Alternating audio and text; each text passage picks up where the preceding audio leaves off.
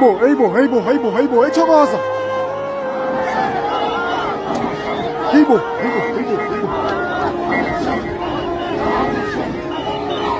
Chamasa.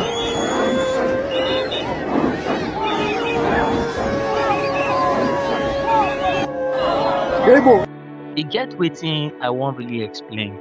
See, that South Africans are killing in South Africa doesn't mean other African nations should start thinking or start killing the way they are doing. You understand? The simple truth is, if somebody doesn't want you in his or her house, then you leave the house for that person.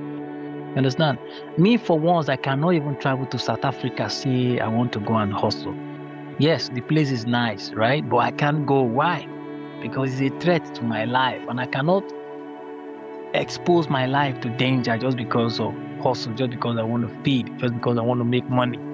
And if I must leave Nigeria, I will leave Nigeria to a better place, either US, UK, Canada, or even Australia. I don't mind. But to say I want to go to South Africa, I can't risk it. Even Ghana here, I cannot go to Ghana. In fact, I cannot leave Nigeria to go to any African country. I can't try it. You understand? Because Nigeria, in as much as our economy is bad, if I have a business here, I will sell more because we have the population. And if there's nothing in Nigeria, then what is MTN doing here? And then for some people wanting to attack South Africans, and some are even saying, okay, I will not buy MTN data again. It doesn't make sense because it's still going to affect us. Yes, because that same MTN you're talking about, Nigerians are working with MTN right here in Nigerian soil, and they are getting salaries from MTN. So imagine if they are not there, the number of people they've employed will become unemployed. Yes. So let's think like that. Let's not begin to think like South Africans and killers in South Africa, right? We have to learn to live by example. You understand? Like, we're not them. And let them be with their country. I don't think their country is the number one best country in the world. And so if somebody is not there, then does it mean it's the end of the world? No. So let them stay there and hustle. I mean, the blacks, they are just very stupid. You are in your country, the country you're claiming is yours. I heard there are some certain areas that even blacks are not allowed to go. So what kind of freedom is that? They are entangled. I think they don't have that enough freedom to exercise or to even hustle or to even have a better, how should I put it, a better life to live there in South Africa as South Africans. And so because of that, they now feel, okay, it's other Africans being in our nation that is making us not to have what we are supposed to have, which is not so. The system there has made it to make blacks not have anything.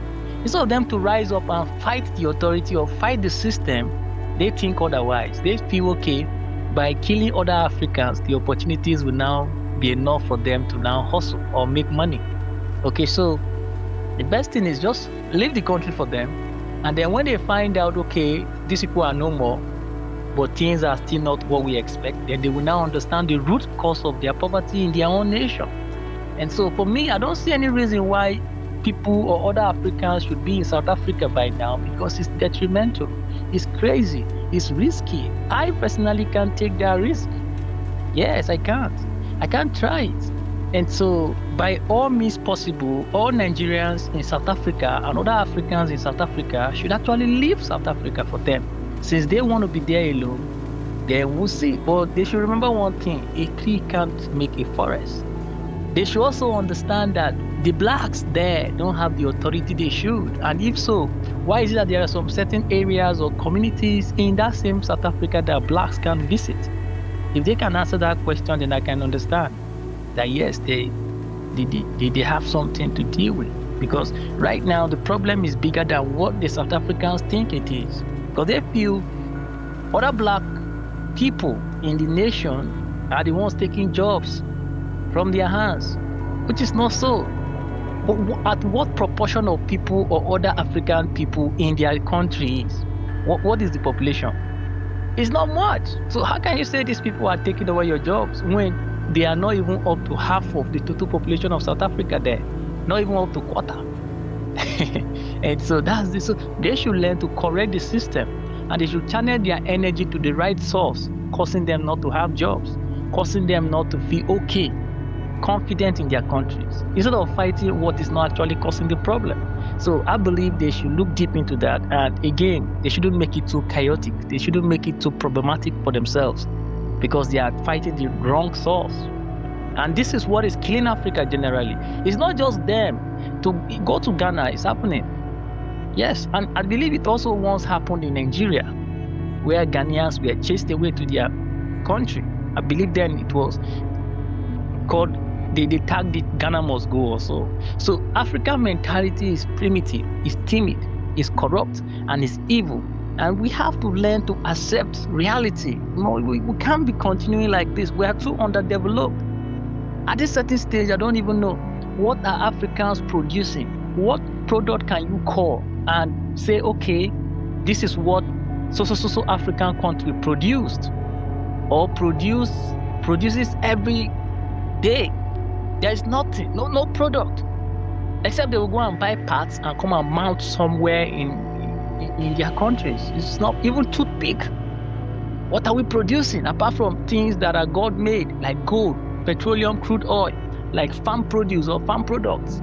Apart from that, what can we boast of on our own that this is what we are making and we are selling to the world? Apart from this, so our thinking is backward. We think of stealing instead of going up. We just have corrupt minds, and leaders are also the problem. They are not helping at all. Something that they should have supposed to step in and stop, they will just overlook. And they look at that as distraction because they feel the youths are distracting themselves. Yeah, so they feel at rest. At the moment people are distracted, at least they have some breathing space to now continue their stealing and siphoning of funds that are meant for the population or for the people. And that is the main focal cause of every nation. Your leaders, they are the ones that amend the system. They are the ones that make things to be lenient and very okay for the citizens. So if they cannot structure things to work perfectly well, then it's left for them to correct what doesn't work to start working. And when that is not done, that is when you people protest. Yes, because right now South Africans are heading in the wrong direction. And over time, they will see the results. It will turn out so wrong. Yeah, because after doing that, you will discover that your problem is not still solved. And then what next? You want to start killing your own kind? So we pray for peace, and we hope things will go in accordance to reality. And I hope they will realize what they are doing, because I'm confused as to their thinking, because that is not the cause of realities in South Africa. So they should think again and think again so that they will face what will work for them long term. Because I don't think eradicating completely strangers or foreigners in their country is the solution. And why are they not chasing away whites? Have you thought about that? You see? So it's like a black man is cursed. He's cursed with the reality of intertwining properly with another black person. And so this is a corrupt fact facing reality itself in the soil of South Africa, in the soil and in the minds of South Africans. And if this correction is not done on time, this mindset can never take anybody or any country forward. And so that is that for them. My concern now is Nigerians there should move out. Other African people there should move out. Leave them with their country and let's see what they can pretend to now become the cause of them not having jobs by themselves in the country, because the citizens are projecting at a wrong direction as to what is causing them not to have jobs. And so, well, we'll see as it goes. Let me just end it like that. And thank you, viewers. Again, you like this content, subscribe for more. We'll keep you updated on information that linger within our hemisphere, just so we can update you properly and keep it going. So thank you again. Share for more. Free audio post-production. For what reason? By They say you alphonic.com. have two options. Either you go to Lindela or you go to Konsimapur. What did we do to deserve to go to Konsimapur? I think I prefer to go to Konsimapur.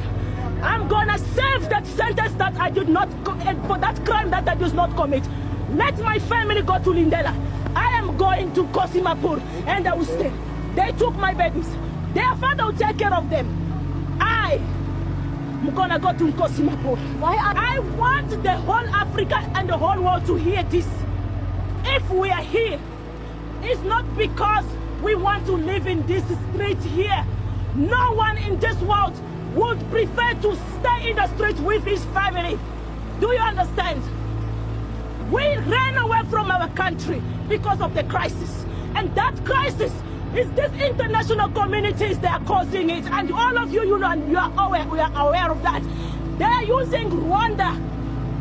They are using Rwanda to attack our eastern part of the country so that we must not be stable. We must be running here and there to other countries. And what do you want the South African government to do about that? All we want to do, the UNHCR agency, they have the rights to protect the refugees. Is this how they protect refugees? And the UN, they're there in DRC. They call it MONUSCO. They've been there for more than 25 years. Still, there was no solution for that problem. Meaning it's the politics that they're using so that they can continue to loot those mineral resources because of the envy.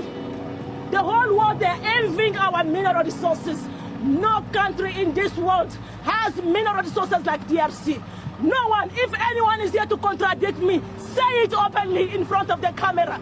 DRC is the richest country in the whole world in terms of mineral resources. How do you feel that they took your baby? I'm not happy at all. We have the right as human beings. We feel like, excuse me, sir, wait, hold on. Officer, just hold on. What I'm saying is simple. Nigerians are here in your commission and you show more disrespect to Nigerian people. This is Nigerians outside. We have had petitions and